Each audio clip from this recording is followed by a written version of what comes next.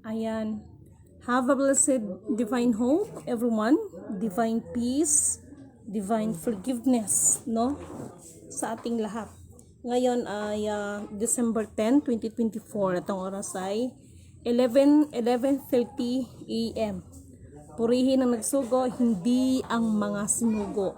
Una at higit sa lahat ay wala akong sawang aking itinataas, aking pinupuri, dinadakila, nilulwalhati, pinasasalamatan ang pinakadiyos ng kaliwanagan, ang banal na espiritu at ang inang lupa. Maraming salamat sa apat na elemento ng daigdig, ang elemento ng apoy, ng tubig, ng hangin at ng lupa, at sa apat na direksyon ito from the north, east, west, south. Mabuhay ang Maharlika Kingdom of God, the Lufa-Sugsulu Empire, Darul Islam, the 11 countries, one seed. Mabuhay ang nagmumula sa perlas ng silanganan, ang sikatan ng araw. Mabuhay ang nagmumula sa 12 tribes. Nawa ang espiritu ng katotohanan, kaliwanagan, kaunawaan, kahinahunan, no? Kapatawaran, pag-ibig ay sumasa atin lahat. Kumusta ang lahat ng mga kapatiran? At nais ko munang pasalamatan ang lahat ng ating mga kapatid na patuloy na naging bahagi ng misyon natin sa pagkakataon na ito. Okay. Bago ang lahat, bibigyan ko kayo ng at least mga 5 minutes para i-share ninyo na nag-FB live ako at this time. Katulad ng sinasabi ko, itong aking pagbabahagi sa inyo ay this is not my own understanding. Bibigyan ko kayo ng 5 minuto para i-share ninyo ito sa iba ninyong mga kaibigan, no? Na nag-FB live ako ngayon. Bibigyan ko kayo ng 5 minuto. This is the very important. Once and for all. Okay? So bibigyan ko kayo ng 5 minuto para magbigay kayo o mag-share kayo. Mawiwindang kayo sa aking sasabihin at alam ko, ito'y magiging bago sa inyong pandinig. At uulitin ko, yung aking mga ibabahagi sa inyo, it's not my own understanding but always and according to the system because system is real. Bibigyan ko kayo ng 5 minuto. Okay?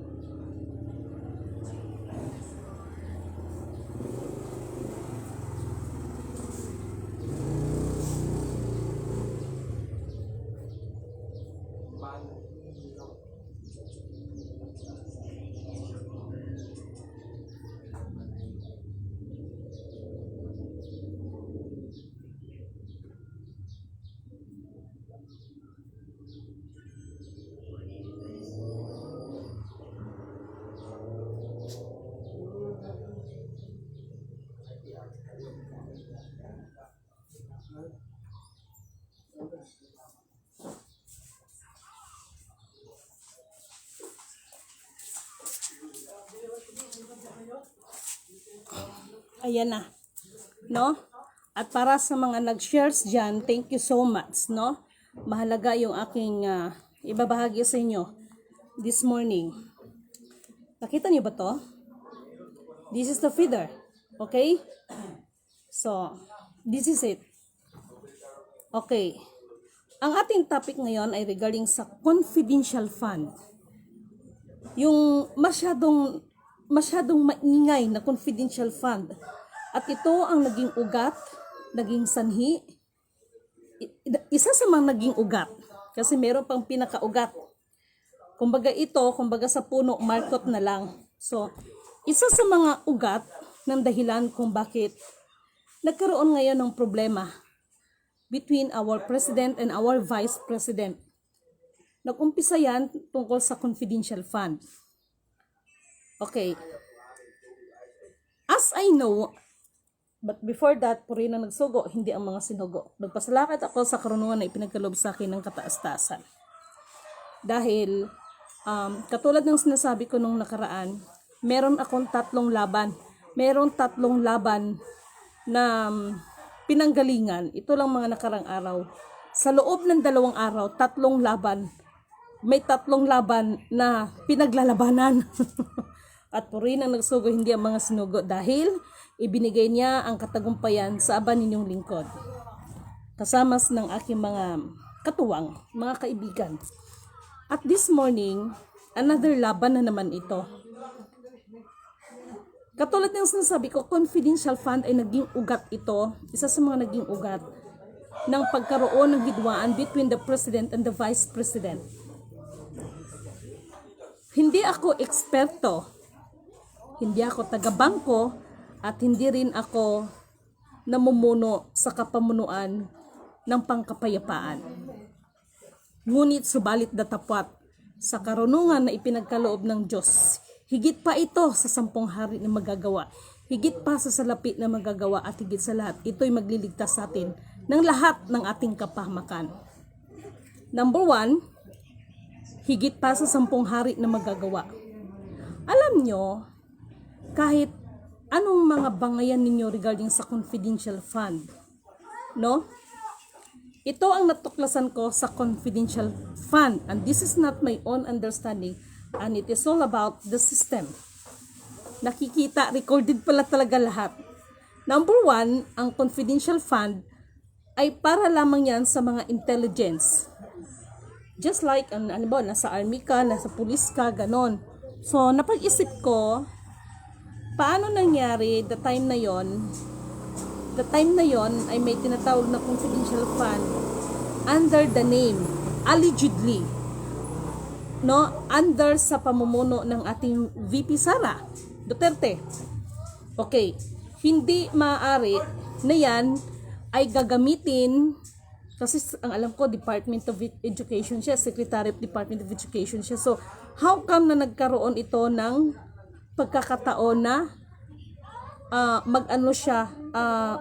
mag-request ba or allegedly na ng tungkol sa confidential fund.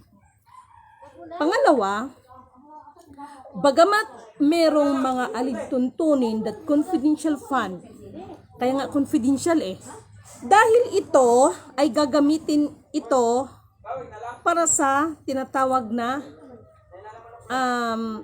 confidential, at hindi pwede na itong hindi magdaan sa ating COA.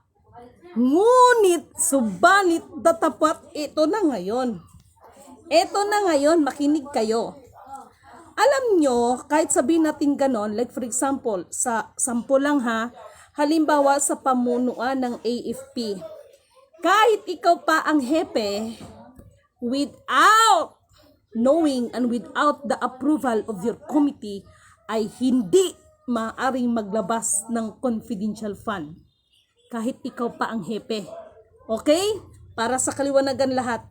At para sa mga senado, bibigyan ko kayo ngayon ng tip. Makinig kayo sa akin. Unang-una, that time na yon, si VP Sara, siya ay nasa Secretary of Education. Hindi siya about sa mga intel na yan. No, wala siya doon. Pero nasangkot siya sa confidential fund. Allegedly na siya yung nag-request. So, iyon ang pagkakalam ko. Alam niyo ba kung ano ang tinatarget ng confidential fund? Ito na! Makinig kayo! Diba, merong issue that mayroon na naman tayong tinatawag na COVID kuno. Ano ang koneksyon sa confidential fund dito sa mga issue sa mga COVID? Because ang confidential fund, ito nang sinasabi ko. Sabi ko kasi sa inyo, meron kayong hinahanap. Ngunit subalit datapat mga nanatiling mga bulag kayo. Mga pipi at bingi. Na kahit na siguro ay ito'y natagpuan nyo na, nakita nyo na, dahil maiitim ang mga budhi ninyo, hindi ninyo ito nakikita. Naintindihan nyo ko? Because confidential fund ay ang target pala nito ay meron silang identity na hinahanap. Lintian na. Ang tanong, ano yung identity na yon at bakit siya hinahanap? Walang makakapaglihim kay Lidimin Canuto. System is real. Kaya ngayon, pinadala ko na, tinawagan ko na yung isang kapatid na, no need to mention, pinadala ko na yon kay Kernel. Kernel, tulungan mo ako kasi ikaw ay nasa intelligence at ikaw mas nakakaunawa sa mga bagay-bagay na ito. Meron kayong, yung confidential fund, meron talagang confidential fund, pero ito ay nakabudget, meron kayong hinahanap na tao na identity. Talaga kayo. Huwag niyong sasabihin na kayo ay, sasabihin na namang ibang, sino ba yung Slidimin? Ano ba yung pinagsasabihin? Kayo nga sa Senado, nagbulagaan nga kayo. Ano yung akap di ba totoo? Kayo na mismo dyan sa Senado, nagbulagaan kayo, di ba? Nagkabulagaan kayo. Ano yung issue ng akap? Meron palang ganito. Pero kayo na yan. Ay, Diyos ko. Alam nyo, yung hinahanap ninyo, ewan ko nga ba? Siguro marahil mga maiitim ang budi ninyo kaya hindi kayo pinapakitaan ng liwanag. Hay nako. Confidential fund. Ay, Diyos ko. Parang gusto ko ito. Para kang nakikiliti. Ngayon,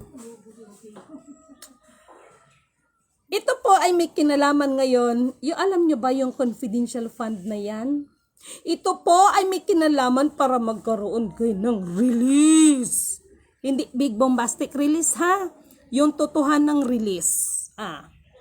Kaya kayong mga iba't ibang grupo, tumulong na kayo.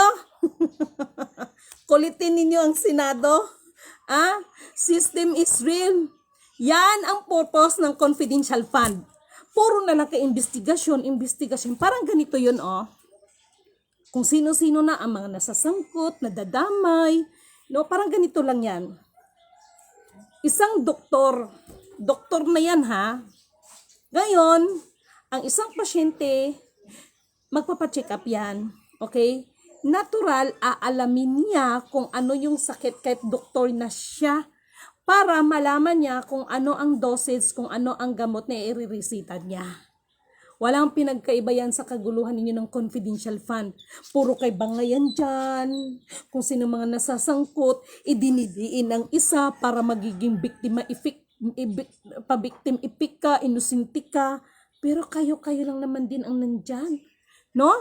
Wala nga nakapagtanong sa inyo, okay, confidential fund. Alam natin na sa Intel. Pero pagdating pala ng intelligence, ito ay gagamitin maaring sa operation ng drugs. Kung about sa mga drugs, like for example, kung mayroong mga operation sa mga drug lord, ganon. Ganon po yun. Siguro ngayon lang ito nyo nalaman sa akin, Kaya nga sabi ko, wala akong masabi.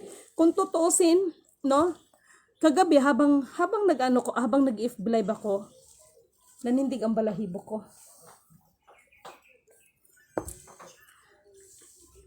Nakakaiyak.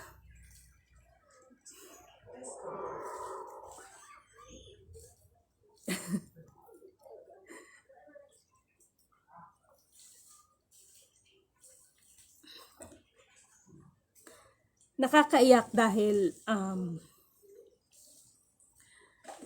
Ngayon ko napagtanto that gagamitin ng isang mangmang upang hiyain ang mga nagmamataas. Dahil kagabi habang nag-FB live ako para sa inyo, kagabi pa lang inanon na sa akin regarding sa confidential fund. Pindutin mo ito. So dahil sa marami akong ginagawa at syempre tao pa rin po ako, no, nagkakaroon pa rin ng minsan hindi kondisyon ng katawan, no, kasi kagabi nag-FB live ako, sobrang sakit ng ulo ko sa totoo lang, so tiniis ko lang, no, dahil may mga bagay na kailangan talagang dapat gagawin. To make the story short, yun na, no, at kaninang pagising ko, ganun pa rin ang ibinigay sa akin ng dikta. Siyempre, nanalangin ako na, Ama, bigyan mo ako ng karunungan, ano ito? So, kanina, kahit naliligo ako, si confidential fund pa rin. Ngayon, hindi ako nakataste, ito na, pinindot ko na siya. So, ayun yung natuklasan ko. So, ang tanong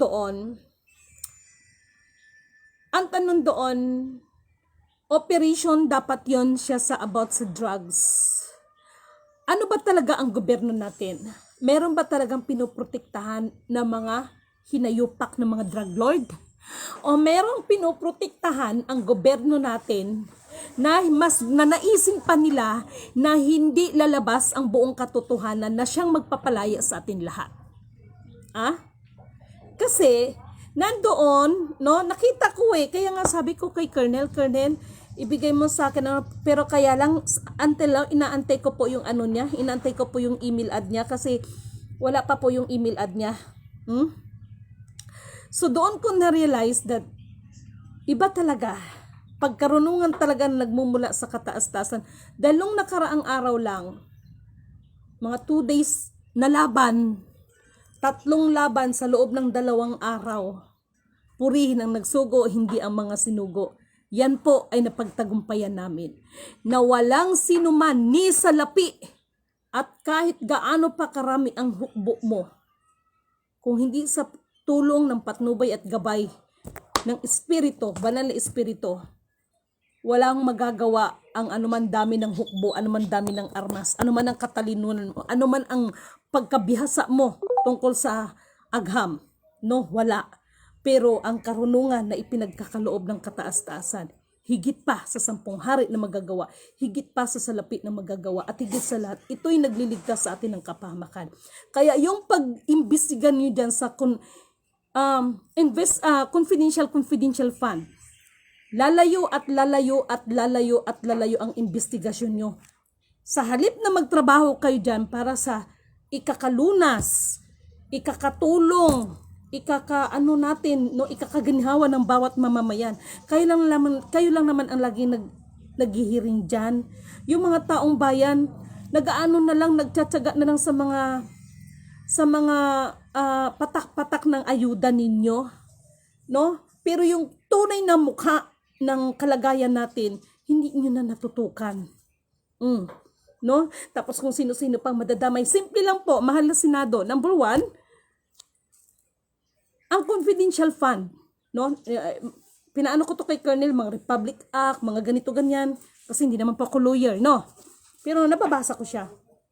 Number 1, ang confidential fund, para lang ito sa mga natural, sa mga intelligence, at may kinalaman ito sa operation ng drugs. Okay? Yun yung nabasa ko regarding sa confidential funds kumpara saan. At the time na yon, si Madam Sara siya ang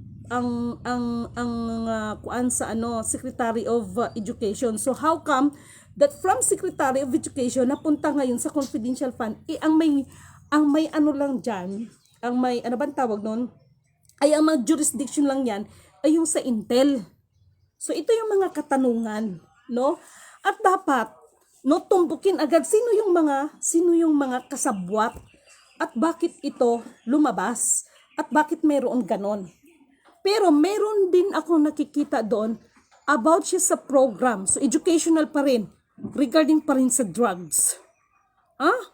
Regarding pa rin sa drugs. Para po sa kaalaman ng lahat. At ito pa. Tapos na tayo sa confidential fund Na-involve ngayon si Philippine Statistics Authority. I love this, no? Alam nyo, ang PSA, Philippine Statistics Authority, at merong ibang term yan. Hindi ko muna sasabihin, kay magaya-gaya na naman yung iba dyan. Na yung mga trying hard copycat, mag-FB live na naman siya, tapos assuming na siya, ikaw talaga. So, paano natin maibigay ang kapurihan sa Diyos kung mayroong mga ganitong klaseng tao, tapos ang mga sarili nilang ihayag nila? Okay. Ang Philippine Statistics Authority ay mayroong ibang term yan. Na, ito palang record natin lahat sa PSA ay may kontrata. Hala! Ay, talaga lang naman. Ibig sabihin po ganito. 'Di ba? At kung tutuusin yung Philippine Statistics Authority, the PSA, hala, nag-expire na palang authority nito. Hala, kaya nga, hala, talaga lang. Ang tanong kasi dito, saan sila kumukuha ng authority? Kaya nga sabi ko sa inyo, di ba? Lahat ng mga anumang uri kalakaran ng mga negosyo, kung tutusin, sila po ay ibinibigay lang sa kanila ang management. Even the ABS-CBN, the GMA, lahat ng telecommunication at radio communication, even the transportation, even the mga petrolyo gas, lahat po yan. Ang ibinigay lang sa kanila ay management. But behind the it, meron at meron talagang behind of them. Purihin ang nagsugo, hindi ang mga sinugo. Maubusan na kayo ng yaman, pati yabang. Hanggang ang iba sa inyo ay mauubusan ng lakas. Pero dahil sa inyong pagiging sakim, sa kayamanan at kapangyarihan na meron sa inyo na ipinagkatiwala sa inyo, sad to say, I'm so sorry. Kung ang ating dating mahal na Pangulong Rodrigo Roa Duterte ay nagsalita, kayong mga taga Central Bank ay hindi nyo talaga kilala ang amo nyo. At ang totoong bilang isang ikaw, resulta ito sa lahat ng iyong gagawin. Mabuti o masama. Hindi kailangan ipagsigawan that you are the king, you are the queen, or you are the jack, or you are the part of the four aces of the playing card. Because I, Lidimin Canuto, I am the joker in the playing card, always watching your game. Purihin ang nagsugo, hindi ang mga sinugo. Ano ang magiging resulta natin ito sa lahat? 4 na elemento ng daigdig, ang elemento ng apoy, ng tubig, ng hangin at ng lupa ay kumikilos na. Diyan sa Luzon, malaki ang epekto kapag magpatuloy ang Taal Volcano dyan. Sa Visayas, ayan si Canlaon. And Mindanao, get ready Mindanao na turingan the land of promise. Ngunit subalit datapwat, antay ninyo ang araw ng Mindanao. 2025 dito wawasiwasin dahil ito ang pagkakalinisin ang Mindanao. Welcome Mount Apo for 2025. Talagang New Year. Simple lang. Kayong mga taga-senado dyan, sa inyong mga ginagawa, mas lalo nyong ginugutom ang taong bayan. Na kung totoosin kayo lang naman, halos ang nagsasabuatan dyan. Kunwari kayo away-away. Kunwari kayo away-away, pero ang totoo naman, nagtatawagan naman kayo, nagpupumustahan nga kayo, di ba? Sinong pinaplastic ninyo, taong bayan? Ito namang ibang ating mga kapatiran na mga syunga-syunga. Kumusta pala yung rally-rally ninyo? Kaya kung magsige pa kayong rally, sabi ko nga sa inyo, Mababalitan at mababalitan ito. Huwag kayong mag-rally ha, na hindi kayo magdala ng albularyo. Sinisigurado ko sa inyo yan. Ha? Meron talagang masasaniban dyan sa inyo.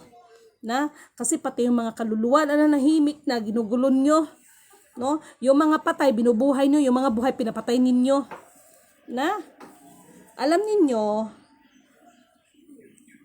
walang mas nakakahigit sa kapangyarihan ng Diyos. Kahit anong mga tago-tago nyo dyan, lalabas at lalabas at lalabas at lalabas ang buong katotohanan. Ulitin ko. Ano nakikita ko lang, no? Analyzation ko lang.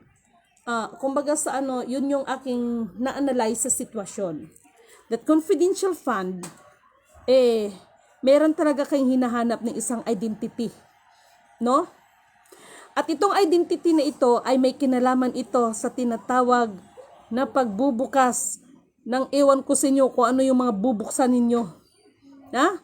Kasi kung accounts ang pag-uusapan, walang accounts na dapat bubuksan. Infinite nga, di ba?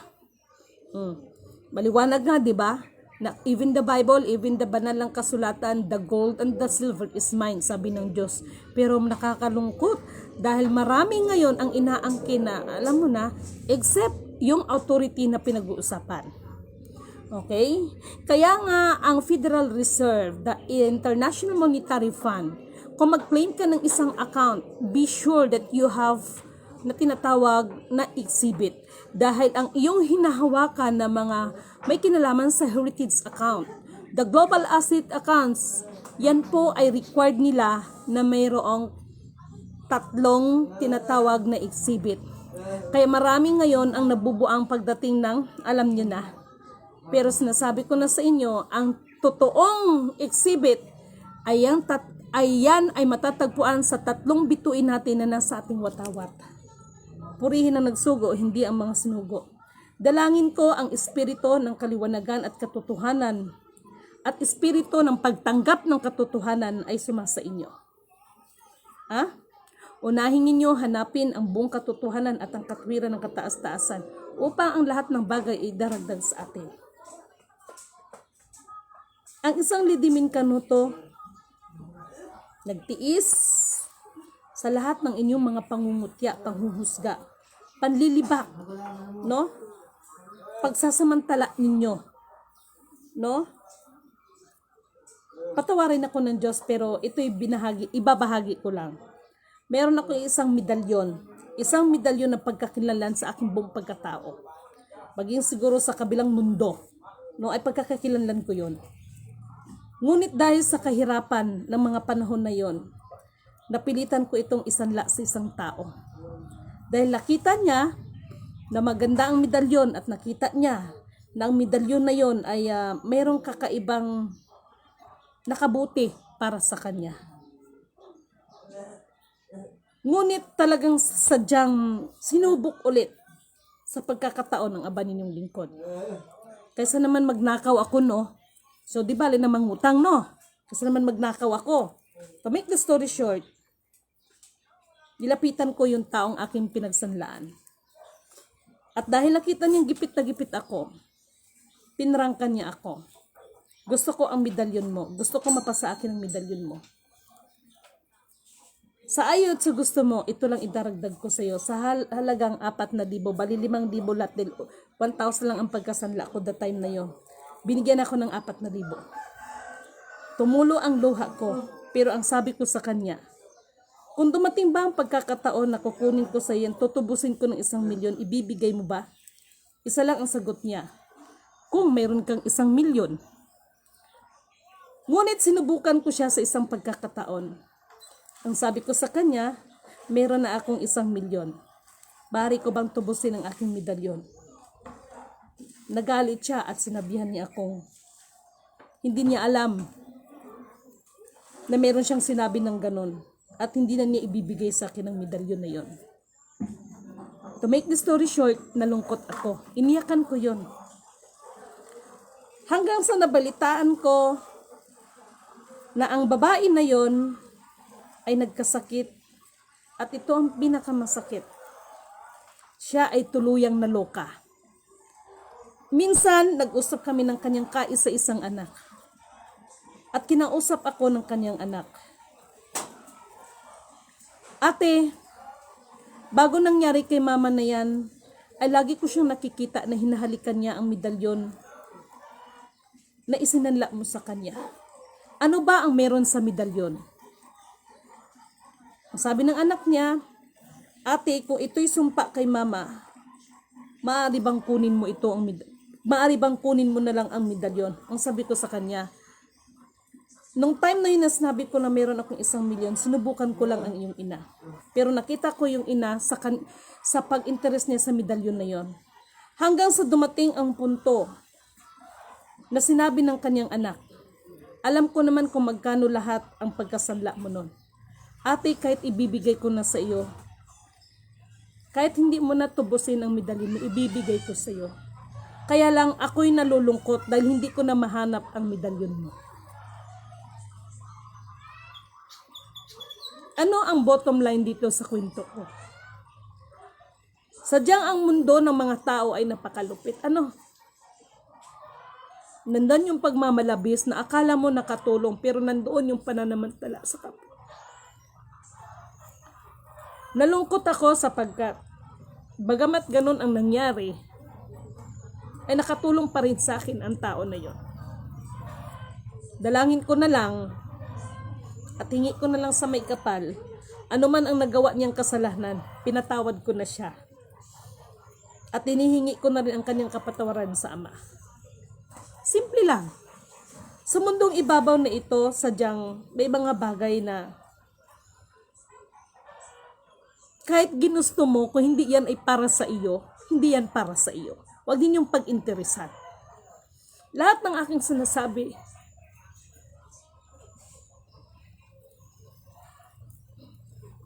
lahat ito ay pawang katotohanan lang. Hindi ko hawak ang mga ama ng isip at puso ninyo. Simple lang ang mensahe sa umagang ito. Para hindi kayo mapahamak, huwag ninyong angkinin ang mga bagay na hindi para sa inyo. Maging masaya kayo para sa inyong kapwa kung ano man ang para sa kanya. Katulad ng mga nangyayari ngayon, marami nang nadadamay, marami nang nagugutom, naging sanhi upang ang ibang bansa ay magkakadigmaan. At ito ang pinaka-nakakalungkot sa lahat. Dahil sa pagnanais ninyo at pagnanasa ninyo sa mga materyal na bagay sa mundong ibabaw na ito, ang iba sa inyo, yung pagiging makadiyos nyo kuno ay lahat yan ay puro pagkukunwari na lamang. Hindi ko kayo hinuhusgahan. Pero sa nangyayari ngayon, batid ko at alam ko, nasaksihan ko kung papaano unti-unting nanlamig ang tiwala, ang pananampalataya ng ibang tao sa kataas-taasan. Kaya itong pinag-uusapan nating mga redemption, na mga pinagkakaguluhan ninyong mga global accounts, mga heritage account. Ito hindi lamang tungkol sa mga bagay na material na ninanais ng tao. Ito po ay may kinalaman din po ito sa buhay espiritual. Ito po ay may kinalaman sa salvations of our souls. Kaya dalangin ko ng espiritu, ng kaliwanagan, katotohanan at ang katotohanan ng pagtanggap ng katotohanan ay sumasa inyo. Ang nanatiling tapat at nagtiis sa kanyang tungkulin, siya lamang ang may karapatan na makakuha ng kanyang tinatawag na gantimpala. Kaya nakasaad dyan, maging sa banal na kasulatan, ang magtiis hanggang wakas, ang siya lamang maliligtas. Sa pagkakataon na ito, hindi lang gutom ang ligtas ang pinag-uusapan natin, kung hindi kaligtasan din ng ating mga kaluluwa. Kaya sikapin ninyo sa inyong mga sarili, huwag kayong padadaya sa inyong mga nakikita at naririnig. Gamitin ninyo ang pakiramdaman ninyo. Tingnan niyo yung mga bulag. May mga kapatid tayong bulag, bagamat sila ay nagkataon ang kanilang mga mata ay hindi makakita. Pero dahil sa kanilang pakiramdam, maging sila man ay batid nila ang kaguluhan na nangyayari sa ating paligid. Sa pagkakataon na ito, mga mahal kong kapatid, hindi ko hawak ang mga isip at puso ninyo. Purihin ang nagsugo, hindi ang mga sinugo. Emmanuel, God is with us, the blessed Redeemer, the living Word. Ikaw ang tunay na Diyos, ika'y walang katulad, ika'y nag-iisa, ikaw lamang, wala nang iba. Sa'yo ang aming awit, tinggin ang aming tinig, isisigaw sa buong mundo, kadakilaan mo. Purihin ang nagsugo, hindi ang mga sinugo. Isang mapagpalang magandang buhay sa inyong lahat.